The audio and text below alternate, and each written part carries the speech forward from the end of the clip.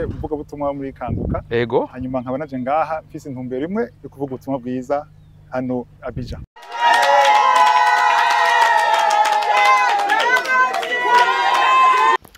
jewe ndashima umukama kutuzanira Kristo NDIKUMANA kubera Abayivariye bigwa barashinga intahe tunasaba Imana imutuzanire twibaza uko tuzobigenza none Imana yabikoze turazi ko aza kuza mutima mweranda ari ngaha nguyu umuku wanje yarakijijwe n'igisabisho kuri telefone iki gitondo ndahimbawe kubera haheze igihe kinini turindiriye ko biba ntitwari twiteze ko umunsi umwe two mubona ngaha nukuri umwanya wose nibaza nti mbega uwo mukozi w'Imana byoshoboka ko umunsi umwe ashobora kuza mu gihugu cacu Imana nayo yabikoze jewe mvuye ku birometero birenga amajana 250 amaja impande ya Liberia turi mu gihugu ca COTE D'IVOIRE umunsi wejo mufise igikorane mbega niye ntumbero y'ibikorane mwiyumva gute muri umukozi w'Imana w'umurundi ashobora kuvuga ubutumwa amahanga akamwumva kandi ari umurundi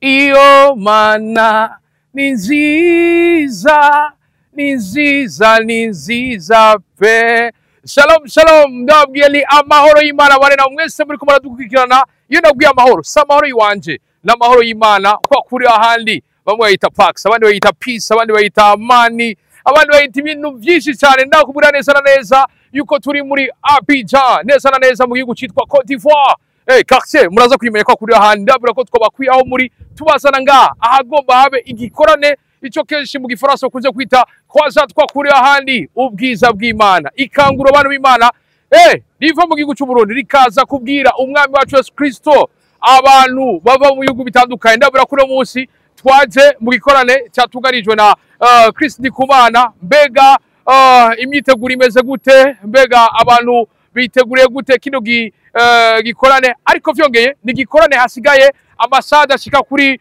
10 kugira ngo itangure ndabura bizotagura ku munsi wejo ariko nabwira ati biba bimeze neza turafise abarundi bari ngaha bamwe bavuye mu bihugu bitandukanye baje kugira ngo bashobore guhahurira kandi n'Imana naho Imana isanzwe iri mu mitima yacu ndabura ko bikunze turashobora kugira amahirwe tugashobora no kubaza umuvuga butumwa evangeliste kwa kuri ahandi Kristo NDIKUMANA kwa kuri ahandi ndabura ko byamaze komera Jesse ndahindura nitwa Juste Gael biano camera mwita umusaza Imana ni nzima iravuga irakora abumvise ijambo ryayo barahinduka kwa kuri ahandi abandi barakira mbega we nawe wizeye gushika ku ruhe rugero muri babandi bitegure kwakira agatanda bakagasiga ngaho bakavuga ati jewe no musi nakize ndabura ati bana nanje raba ingene kiro kibaza kingana raba abantu biteguriwe kugira ngo bashobore kumva buno butumwa bwiza ndakubwira ko ari ibintu byiza cyane bose bariko barakora yaba abari mu bijanye n'ubuhinga bw'ivyuma yaba n'abasenza aba intercesseur batandukanye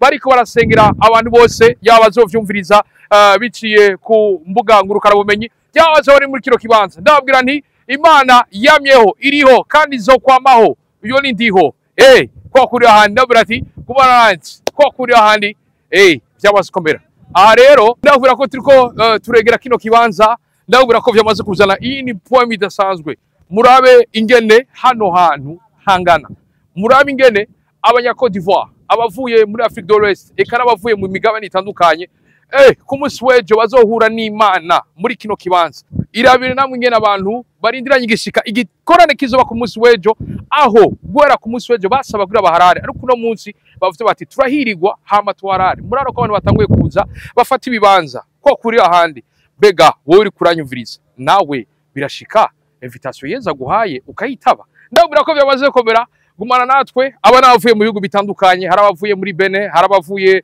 muri COTE d'Ivoire harabavuye aha muri Afrique de l'Ouest ahatandukanye aburi bikomeye sonorisation bariko baripanga kugira ngo ubutumwa bushobore gushika kure hashoboka cyane turi mu hectare arenga 10 nico kibanza abantu bazoshobora kumviramwe buno butumwa bwiza turi ahantu ndakubwira ko uje ikiba kikuzanye ni ikinyene murumva ko bemeze neza sonorisation bimeze neza cyane ariko vyongeye Jesse ndahindura nitwe Juste Gael ngoma nabatembereze gatoya hama tuyage muri bamwe muri bo ariko ndakwibutsa ko dufise abarundi benshi bari ngaha abantu b'Imana abarundi nabo nyene bavuye i Burundi, abavuye muri Belgique, abavuye mu Buganda n'ahandi hatandukanye kugira ngo irino kanguro baze na cyane duhicubahira Imana hama Imana yikore muri kino kibanza.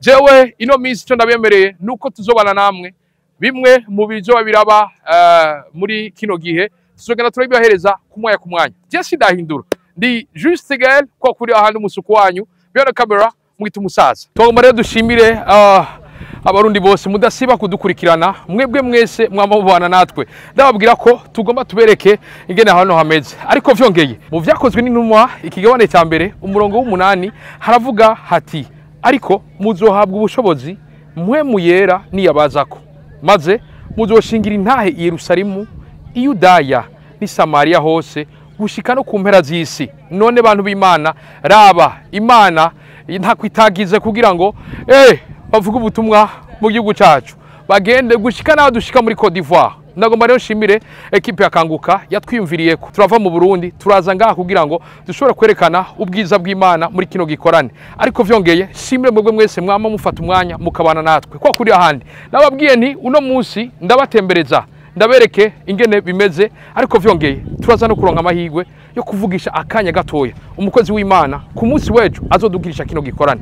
Cyo sinahindura nabibwiye kenshi nitwa Juste Gael ariko mwumve yuko ndabakunda vyimva mutima kuko muri abantu bagaciro muri abantu b'umutima kwa kuri ahandi.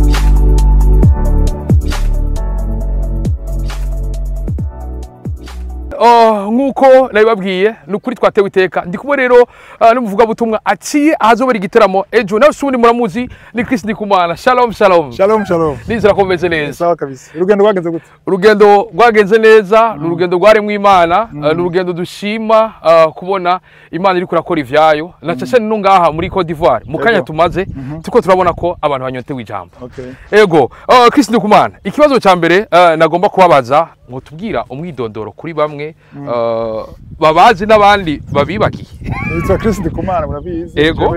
Mvuga butumwa muri KANGUKA. Ego. Hanyuma nkaba naje ngaha mfise intumbero imwe yo kuvuga ubutumwa bwiza hano Abidjan.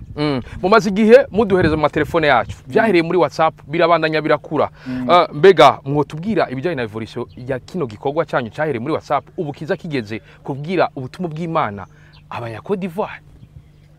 Evolution naho nijyane muzi byateye muri WhatsApp mpo yivuze bigira muri application rero ubu bigeze ku mpande zine z'isi kandi byo yose yavuze tugira mvuga ubutumwa mu mpande zine z'isi rero bose ubutumwa burabashikira. Ego. Nikiye cyatuma itanguza ibintu bikorana kuvuga ubutumwa bwiza. Yesu yavuze agenda mubwira abantu bahindura abigishwa kushika ku mpande z'isi rero twatangwe mu Burundi mu Rwanda tugeze ino hari benshi baje bavuye no muri Amerika bavuye ni Burayi. Ego. Mwaba mukora ku bihugu bitandukanye mwaheruka muri Gabon aho abantu benshi bakize abandi barakira Yesu umwami n'umukiza. Nikiye kintu mufatira kugira ngo mushobore kuvuzana muvuga ubutumwa bwiza ku gihugu. Ku gihugu turasenga ibyo ngo abana b'Imana barongorwa na mpwemu w'Imana. Amen. Ni mwe mu Imana yashatse Cote d'Ivoire. Kuri Cote d'Ivoire. Ego. Gabon yari mu kwindwi. Ego. Uno musi ni Abidjan. Ego. Turi mu gihugu cya Cote d'Ivoire umunsi wejo mufise igikorane mbega niye ntumbero y'ibikorane mwiyumva gute muri umukozi w'Imana w'umurundi ashobora kuvuga ubutumwa amahanga akamwumva kandi ari umurundi? Ni ubuhanuzi bwavuze ko yera cinyaka 2030 bavuga yuko hazo ubutumwa bwiza buva mu Burundi bushikira amahanga. Rero mwabiko biratanguye ni ubutumwa buvuye mu Burundi burashirira ngaha abantu bavuye mu bihugu byinshi cyane kandi iyi ni intango n'abandi bari inyuma ivy'Imana yavuze iko birashika kandi cyo cyose kibicimana. Amen. Ni ibintu bidasanzwe tubonye abantu ingene banyotewe ijambo twabonye abantu baryamye hajya barindire ku munsi weje ushika mbega n'urugamba uruhe mu Rwanda kugira ngo mushobore gushikana ino nkuru nziza ya Yesu Kristo haba mu mahanga no mu Burundi hose? Urugamba rwa mbere rwari abantu bagwanya ubutumwa bwiza kandi ibisanzwe na Yesu baramugwanya. Ngira bamwe murabazi ku marezo sosio bagwanya bavuga ngo ni ibikorwa bya Satani, ariko ico ni kibazo abantu benshi baratahuye yuko ari ubutumwa bwiza baragaragara umuntu afite impwemu yera biragaragara. Rero iyo ntambara yahavuye intambara ihari ni impwemu ijambo ry'Imana bavuga ngo tunigana sabe inyama n'amaraso tugwana n'imyuka n'impwemu. Rero izi mpwemu nizo tugwana nazo yuko turasenga ariko intsinzi yama ihari intsinzi ni ya Yesu. Narenga naho nose baguma bavuga ati turindiriye l'evangeliste burundais bangene kumenya nakaye wimfisemo gute bavuze gutyo? Numvise Imana ari nziza kubona aratege iteka igihugu cyacu. Benshi batubwira ngo ntihari bazi Burundi rero bakora amazi inyungu niyo ni inyungu igihugu igihugu ariko intumbero haniniya niko abantu bakizwa. Amen. Turabizi ko ibiteramo vyama biba ariko vyongeye muri kanguka hari abantu benshi twahuye ngaha bavuga ingene bakize ingene usanga bavuze ati hari umuntu afise ikibazo nk'akarorero umuntu twahuye hajya aravuga ati jewe nariko ndumviriza kanguka avuga ati fata kunda y'umukenyezi wanje ego azoronka baraza kubona ico kiganiro mugiye kuronka amahasa ati kandi vyarakunze. Bega iyo muri ko murashikiriza buno butumwa murabona yuko ivyamwa vya Yesu Kristo bishika hose mbega muraheza bikabongerereza iki mu bijanye no kwemera kwa muherereye no kwemera kwa bakiriya ko gakiza? Biduza ukwizera kandi muzorabe abo Yesu yakijije benshi barabanyavyaha kenshi bakize yabwiye ngo genda ntusubire gukora icyaha. Rero ujya mu mama bavuze ntawe nzi n'abandi bose ni benshi nabaza gusama baza gukira kandi naho ndabisubiramo n'ubundi bisubiremo si jewe nkiza ni Yesu akiza. Rero ibitangaza biza gushigikira ijambo ryo gukizwa ryagakiza niyo ntumbero nyamukuru. Hari abantu baza bakurikira Yesu kubera barindiriye ibitangaro kubera nakera mu ijambo ry'Imana hari abamukurikiye barabonye imikate n'amafi. Bega mwebwe abaje ngaha mwiteze ko yaba baza kubikurikirana kuri kanguka y'igifaransa cyangwa bazobibona kuri bino biganiro baronka iki? Abaje gukurikira Yesu barondera amafi. Baje abantu bose baje barondera amafi nabo nyene ariko baca bahura n'agakiza. Rero bitangaza birakwega abantu bamaze kuza bakurikira ibitangaza bagahura na Yesu. Rero abantu bose baje bafashe indege barondera ibitangaza bazohura na Yesu kuko sinzovuga jewe nzovuga Yesu kwicubero cyose kibicimana ntumbero nyamukuru n'agakiza. Ego.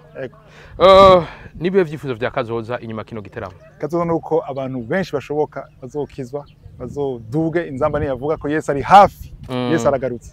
Ubutumwa bwanyu mubibona gute muri kazoza? Nivyo nyene ko navuga ubutumwa kazoza ni Imana yizi. Cyo nashaka kuvuga ngo ejo nzogira ibi ariko ijambo ry'Imana avuga ati ntuzovuga ngo nzogira ibi nibi nebejo kuko umunsi w'ejo ni Imana wuzi kandi cyo ejo twice Imana. Nihe message muhereza ababumviriza abakunda ibikorwa Imana ibakoresha? Nabwira yuko Yesu abakunda kandi ko aradodora batarakizwa bakizwe kuko ntazo azoza nk'umusuma nawuzi umunsi n'isaha azogaruka. Hari abantu barambiwe bihebuye mubabwira ko ubunyene ko Yesu ari byizigiro. Haleluya.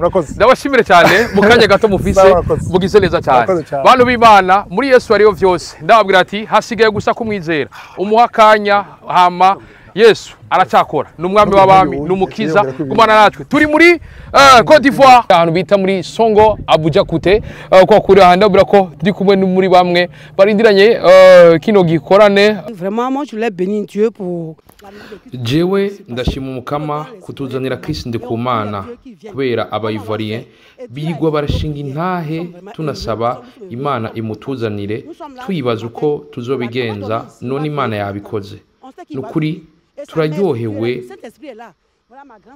turahimbawe cyane turi ngaha iki gitondo kugira tumurindire turara ngaha tumurindiriye turazi ko aza kuza mutima mweranda ari ngaha nguyu umuco wanje yarakijijwe n'igisabisho kuri telefone ni kimwe mu bituma turi ngaha twaje kuva ejo turamurindiriye Yezu Mana ikomeye Yezu araza muri COTE d'Ivoire Imana irindiriye ko dusenga numvise kwaza natamvye ndahimbawe ndanezerewe Imana nini nahazwe Imana irakomeye cyane Imana ni nzima Imana ni nziza ndahejeje gukira nakize mu izina rya Yesu. Je suis sauvé, je suis déjà guéri. Je suis guéri au nom de Jésus. J'ai béni l'Éternel des armées.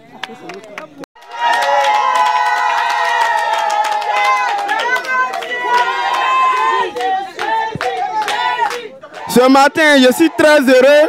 Iki gitondo ndahimbawe kubera haheze igihe kinini turindiriye ko biba. Ntitwari twiteze ko umunsi umwe two mubona ngaha. Nukuri umwanya wose nibaza nti mbega uwo mukozi w'Imana byoshoboka ko umunsi umwe ashobora kuza mu gihugu cyacu. Imana nayo yabikoze.